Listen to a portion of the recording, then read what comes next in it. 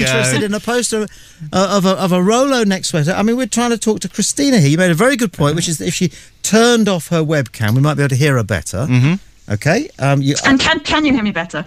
Yeah. Yes. Marginally. Okay. Marginally, which is good. Okay. Which is good. So then we get into an interesting conversation with Christine. You're fucking about with a Rolo neck sweater post. Well, you see, Why? Because I was keeping on top of all this stuff that goes on. Shit. Well, I thought we were just carrying on with the whole boredom radio thing. Well, I was getting bored, but I'm quite interested now in what it is that holds Stuart's attention. Yeah, it's pick on Stuart half hour now, just to make it more interesting. How many drugs have you done, Stuart? Exactly.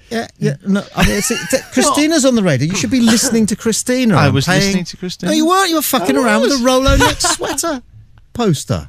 Contrary to women's beliefs, it is men are able to multitask. That's not true. When someone takes the trouble from fucking Australia to twice contact us and sit through. I mean, the least we can do is be fascinated by what it is that she might have to say, which might be fuck all, Christina. No offence. That's fine. Right. I'm listening. I'm listening intensely now. Go ahead. Right. Well, Christina, I believe you were prepared to say that you'd had. Maybe you were listening. How many partners? It was about 20 or something like that, I believe. I heard that bit. That's good. Okay, and then we got onto the roll neck sweater thing, which was just a complete kind of like, side non-issue, really. Right. You talk to Christina then. Well, I was more. I was listening to the 20 part, and then I was. Well, engage with her then. Go on. Hello, Christina. Well, hello, Stuart. How are you? Well, I'm introducing myself because I've never spoken to her before. Hello, then you see now he's edit that bit out, and just go on to something engaging with Christina. So out of these 20, would you consider all of them to have been good looking, or were they all sort of average looking? No, fuck off. That's an interview question. You sound like you're interviewing her. Which one made you come? Number 1 to 20. Okay. That's confrontational. You've got to start engaging Christina so that you bring her into your confidence. Right. So interviewing her or shocking her is not going to do either of those things. Christina, we were talking about wine earlier. What's your favourite kind of wine? Now, see? But why is that any different? Well, because he's engaging with her. Right. And what did he say? He said... I'm engaged. Talking about wine earlier. Mm-hmm. Okay, she was. Yeah. He was listening to her. Right. Paying her attention. So his first question reflects that. That's what women like. Okay. Carry on, Duncan. So, wine. You've got some good wines in Australia. It's the emerging area, isn't it, for wines across the world? Nice stonking Shiraz. What? There is. I can't drink Shiraz. It gives me a massive headache. It's quite heavy, isn't it? A good Cab Sav is good. Yeah. We have got some awesome wines. Actually, Tasmania is an emerging wine area too. So is that local to you? Have you got any vineyards local to where you are? Oh, heaps. Yeah. There's probably about 30 or 40 just in southern Tasmania. So are you in a position where you can just get in your car or your truck or whatever and actually just go to the vineyard and buy some wine straight from the producer? Yeah, absolutely. Oh wow, that's good, isn't it? That is good. It is good. And that process, because I have to go to the supermarket and put up with the rude people in the supermarket. I have no connection when I buy my wine. Yet the connection you must have when you go to a producer whose vines you can see going off into the distance in Tasmania, going up the side of a mountain. That's quite special. It is quite special. I mean, there's a vineyard about a minute's drive from my house, so I drive past the vineyard every morning on the way to work. I've got a great. So, that's what makes it special. That's good. I've got a great picture now. That's good. Okay, well done. That's good.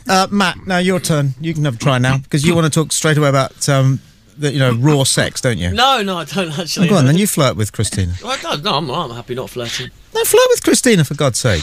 Shall I do it? Yeah, go on. Stuart, do you want it on the go? No. Don't make it an interview question. No. Okay, listen, Christina, we go back a bit of a way, because I do know your name when it appears. Can I ask you a question? Why? Yes, you can. Why? I'm really interested. I just wonder why. Why you contact us or me?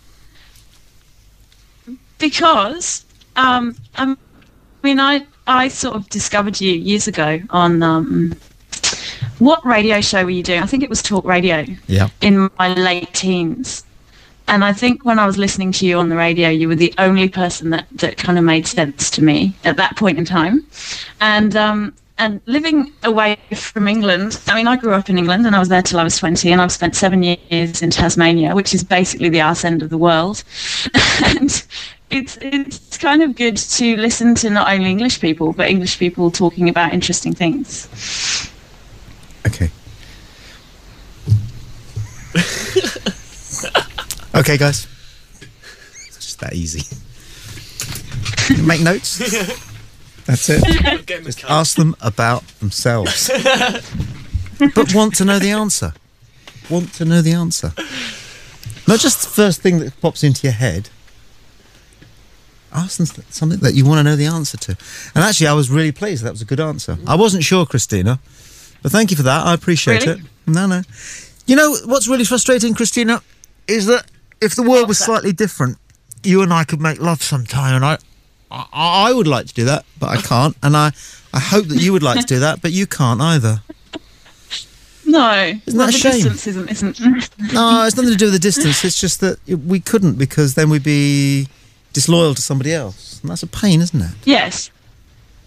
Because it would be great, wouldn't it? Yes, we could just, you know, one warm afternoon on a warm bed with no one around. We could just make love. I could sort of touch you gently and stuff, and make love, not sex. We could hump, but we never will we?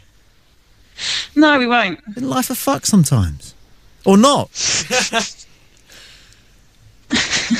Still, thank you for that. Yes. Good talking to you. You too. Cheers. I didn't.